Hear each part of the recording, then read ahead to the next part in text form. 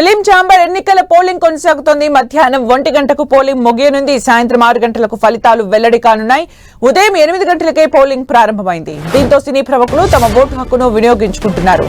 మొత్తం తెలుగు సినీ film chamber లో 3287 ఓట్లు ఉండగా ఇప్పటి వరకు కేవలం 700 ఓట్లు మాత్రమే వేశారు. దీంతో పోలింగ్ 21% నమోదైంది. మరో గంట మాత్రమే పోలింగ్ కు సమయం ఉండటంతో మిగిలిన వారు ఓటింగ్ కు తరలి వస్తున్నారు. మరిన్ని అప్డేట్స్ మా ప్రతినిధి వెంకట్ అందిస్తారు. వెంకట్,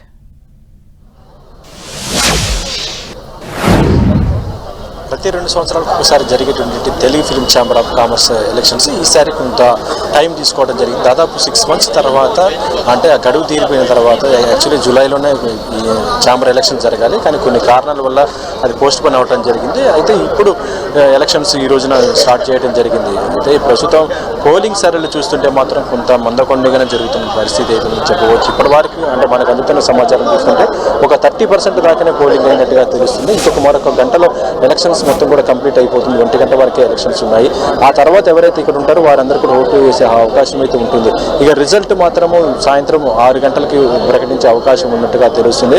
అయితే ఇప్పుడు జరుగుతున్నటువంటి ఎలక్షన్స్కి సంబంధించి కొంత ఇన్ఫర్మేషన్ కూడా మనం తెలుసుకునే ప్రయత్నం చేద్దాం. ప్రముఖ నిర్మాత అయినటువంటి శ్రీ రాజు కందుకూరి గారు ఉన్నారు. రాజు కందుకూరి గారు, చెప్పాలని ఈ రోజు ఇప్పుడు 2 ప్యానెల్స్ మధ్య జరుగుతున్నాయి. ఇటు ఒక మన ప్యానెల్, దాంతోపాటు ప్రోగ్రెసివ్, ఈ 2 ప్యానెల్ మధ్య జరుగుతున్నది. పోటాపోటీగా జరుగుతుంది అనుకుంటున్న ఈ టైంలో ఓటింగ్ శాతం కొంత తక్కువ ఉన్నట్టుగా అనిపిస్తుంది. ఎందుకు, ఏంటి అసలు? అంటే ఇప్పటిదాకా చూస్తే ఓటింగ్ ఓన్లీ 40-45% దాకా అయిందని తెలిసింది.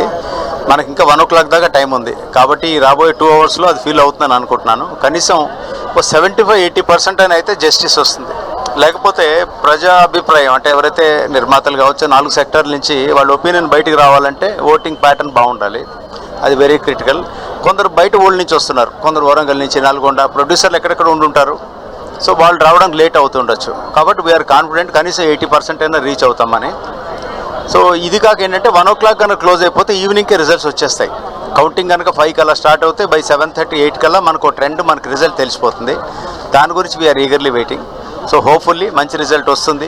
ప్రజలకి, ప్రొడ్యూసర్లకి, అన్ని సెక్టార్లకి న్యాయం చేసే వ్యక్తి వస్తారని నేను అనుకుంటున్నాను. ఇప్పుడు ఈసారి చూస్తుంటే ఛాంబర్ ఎలక్షన్స్ ప్రధానంగా ఒకే అంశంపైన 2 ప్యానల్స్ కూడా మాట్లాడుతున్న సందర్భం ఉంది. అది ఫిలిం ఛాంబర్ బిల్డింగ్కి సంబంధించి.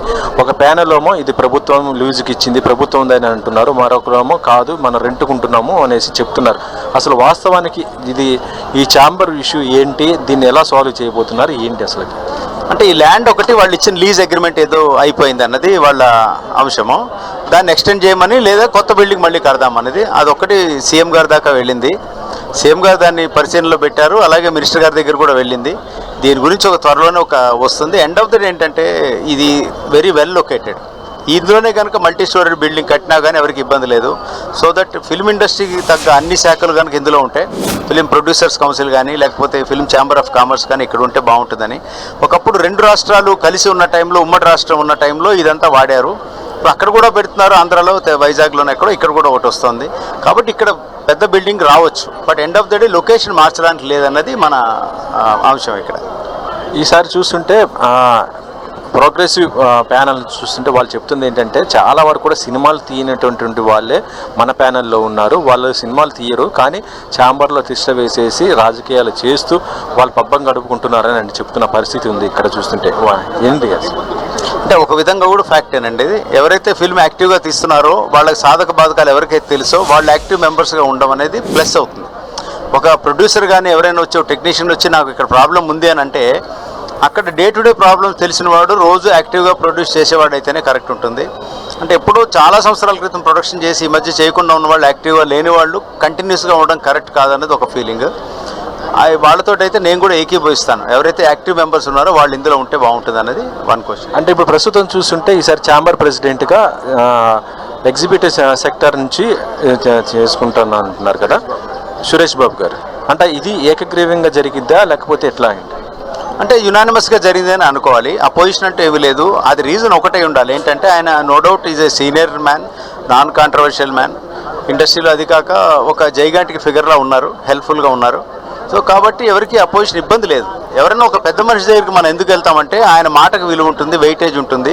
ఆయన చెప్తే నలుగురు వింటారు. ఆ స్థానంలో ఎవరున్నా, ఆయనున్నా, రేపు యాక్టర్ సైడ్ నుంచి చిరంజీవి గారున్నా మనం ఒప్పుకుంటాం సీనియారిటీ వల్ల. కాబట్టి అది దాంట్లో ఎటువంటి అపోజిషన్ లేదని నా ఫీలింగ్. ఇది మొత్తానికైతే ఇప్పటిదాకా 35% ఎబోవ్ అయిందని కూడా చెప్తున్న పరిస్థితి ఉంది. కానీ ఇప్పుడు చూస్తుంటే ఎక్స్పెక్ట్ చేసిన దానికంటే కూడా చాలా తక్కువ జరిగింది. మరి ఇంకా మరొక గంటలో ఈ పోలింగ్ శాతం కూడా ముగిస్తుంది కాబట్టి మరి ఎంత జరుగుతుంది, చాలా సుదూర ప్రాంతాల నుంచి కూడా రావాల్సిన పరిస్థితి ఉంది కాబట్టి కొంత ఓటింగ్ శాతం తగ్గినా కూడా రిజల్ట్ మాత్రం చాలా ఎర్లీగా వచ్చే అవకాశం ఉందని కూడా చెప్తున్నారు Sumitra. Thank you Venkat for the updates.